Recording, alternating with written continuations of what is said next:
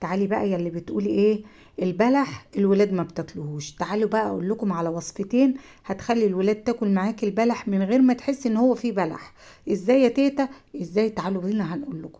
طبق كده بيبقى على الرف في التلاجة، تشيليه يمين تشيليه شمال مش راضي يتاكل، وفي الاخر تقول هتخلص منه. لا تعالي بقى ايه، نقشر كده الرطب. بص الرطب بتاعنا نقشره بالشكل ده. الطبق ده بامانه كان خلاص مفيش حد راضي ياكله، وانا كنت اللي هقعد اكله، فقلت لا اقوم اعمل لهم منهم كده كام وصفه. هتلاقي البلحيه الحمراء دي شيليها على جنب او كليها وانت واقفه، ونكمل بقى تقشير ايه البلح بالشكل ده كده. بصوا اهم حاجه يبقى متشال منه القشره. خلص بس كل الكميه وتعالوا نعمل النهارده وصفتين هتخلي الولاد يحبوا البلح، او يعني هيشربوا او هياكلوا من غير ما يحسوا ان في بلح اصلا في الوصفه.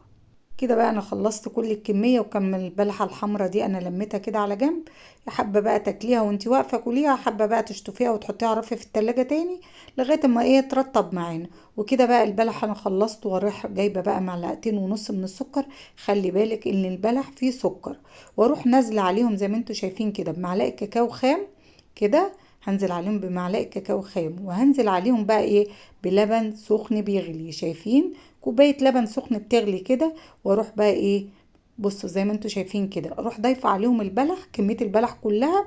وحاطه بقى الخليط بتاعنا ده ايه افرمه كويس في الخلاط.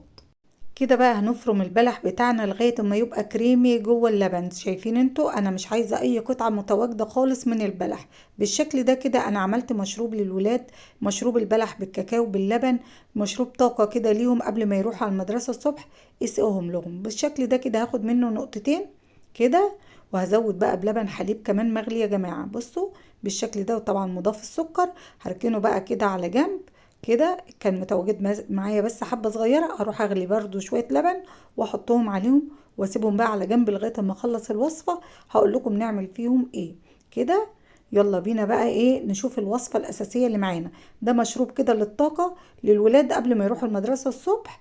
بصوا بقى وكده خدنا فايدة البلح. سنة فانيليا، واروح حط عليها بقى كمان ايه معلقتين من الزيت، واحط عليهم كمان بيضاية كده وشوية لبن. هضيف بقى البضايه دي زي ما بقول لكم كده، وهنزل بقى ايه افرم الخليط بتاعنا ده كده كويس زي ما انتوا شايفين. نضرب بقى شويه اللبن اللي حطيناهم تعويضا عن اللبن اللي خدناه في ايه في المشروب بتاعنا، ونضرب كمان معاهم البيضه.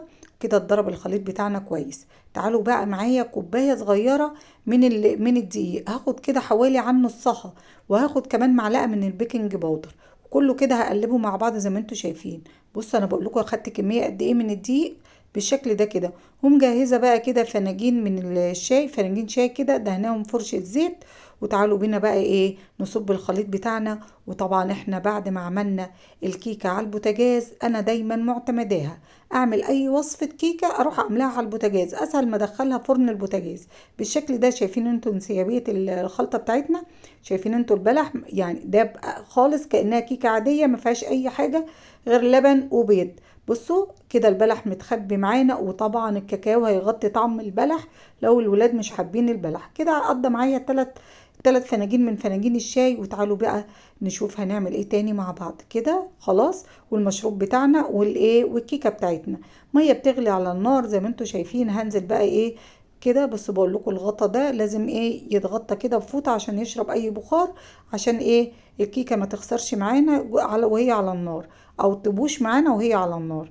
يعني ايه الوش بتاعنا يجيله ندى او ميه. زي ما انتوا شايفين كده غطيت الكيكه حوالي عن ربع ساعه. بعد ما غليت كده دقيقتين وطيت عليها.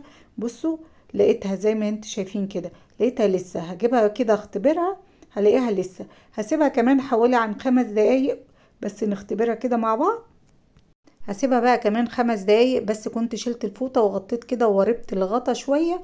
وكده طلعت معانا زي ما انتوا شايفين. المشروب بقى اللي احنا كنا عاملينه لازم يغلي يا جماعة على النار علشان الكاكاو معانا ايه يغلي مع الكاكاو مع اللبن. لازم يتغلي يا جماعة، ما يتحطش كده بودرة ويتحط عليه اللبن، لا لازم يغلي على النار. خلاص انا بقى سبت ال5 دقايق اللي انا قلت لكم عليها كده بعد اختبارنا. تعالوا بقى نشيل فناجين الشاي دي او فناجين الكيكه دي. بصوا شايفين انتوا السوا طالع عامل ازاي. يلا بينا بقى نشيلهم كده ونسيبهم دقيقتين يهدوا. وتعالوا بينا بقى نقول هنعمل ايه تاني مع بعض. بصوا كده خلاص هشيل بس كل الكميه. وكده بقى خلاص. لو عندك كمية تانية ممكن تحطيها في الصينية وتعملي. بصوا بقى المشروب بتاعنا غلي كده، يبقى مشروب البلح بالكاكاو. وكده كمان حابة تقدمي لهم شوية لبن مع الوصفة مع الكيكة بتاعتك، قدمي لهم. حابة تقدمي المشروب اللي هو بالبلح، قدمي.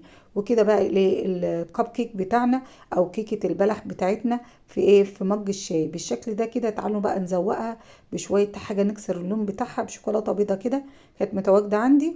او عندك اي حاجة تكسر اللون، او حابة تاكليها كده مفيش اي مشكلة.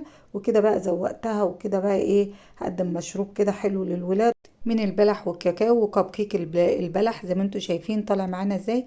واقول لكم بقى ما تنسونيش بلايك ومتابعة عشان يوصل لكم كل جديد. واكتبوا لي في التعليقات ايه رأيكم في الوصفات اللي احنا بنعملها.